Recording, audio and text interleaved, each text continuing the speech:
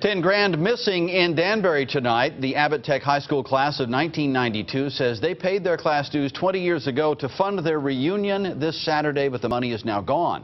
Fox Connecticut's Bo Berman is with us now to explain what's happening just a couple of days before the reunion, Bo. Yeah, Brent, that's right. The class, they'll tell you that they each paid $35 in dues from 1988 to 1992 with the promise it would pay for their 5- and then 20-year reunions. The money was set aside by their school in a bank account which the school controlled under the watch of the Department of Education. The 5-year went fine, but fast forward to today, and suddenly they're being told the money's gone and receiving very little explanation from the state. The Henry Abbott Technical class of 1992, bright-eyed at graduation, looking forward to a great future.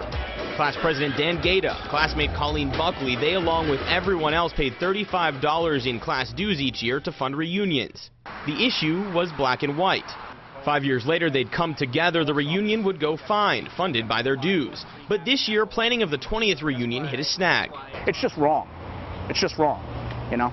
Gaeta discovered a big problem in January when he asked for a $500 deposit to rent this pavilion. The fund had suddenly dropped from $9,000 in June '98 to zero a year later in July '99, with little explanation. The Connecticut Technical High School system said the students' money couldn't be used because the class back in 1992 didn't specifically designate how the money would be used, so it went back to the general fund. Making $4-something an hour, you know, $35 a year was a lot of money for us to come up with. But after Gaeta requested an accounting of the fund in February, their position reversed. Seen in this email, where state official Beatrice Tinty tells Gaeta that they are reestablishing the account.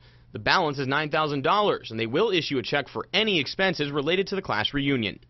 But months later, this Tuesday, the same state official told Gaeta that this internal audit reveals that they in fact couldn't use the money just 4 days before the reunion. You can see the heartbreak, the frustration, and the anger from all of our fellow classmates. Classmates like Jason Whitman, who drove from Kentucky, and others flying from Florida. Classmates like Derek Botticelli, who died last year. The class planned to donate $7,000 of the fund to his son Dominic's 529 college plan. Now that's in jeopardy. So we visited the Department of Education for answers. The Connecticut Technical High School system is working under the advisement of the State Department's Office of Internal Audit.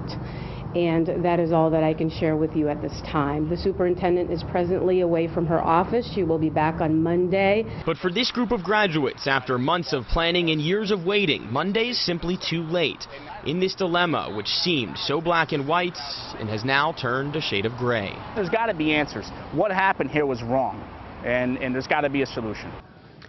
Now, we didn't stop with the assistant superintendent there. We asked her where the money is and why it can't be accessed, questions she refused to answer today. Meanwhile, she tells us her office is under the advisement of the Office of Internal Audit for the state. We made multiple requests all day long on the phone through email to speak with the auditor, Richard LeMay, but were denied the opportunity to ask him directly what is going on. Yes, something smells a little bit there. That's not right. So what are they going to do if they can't get the money by Saturday? Yeah, Brent, that's a good question. So they're not really sure right now. The one idea is to have a scaled down version of what they had planned, try and scrape up any money that they can and just try to pay for this by themselves at the last minute.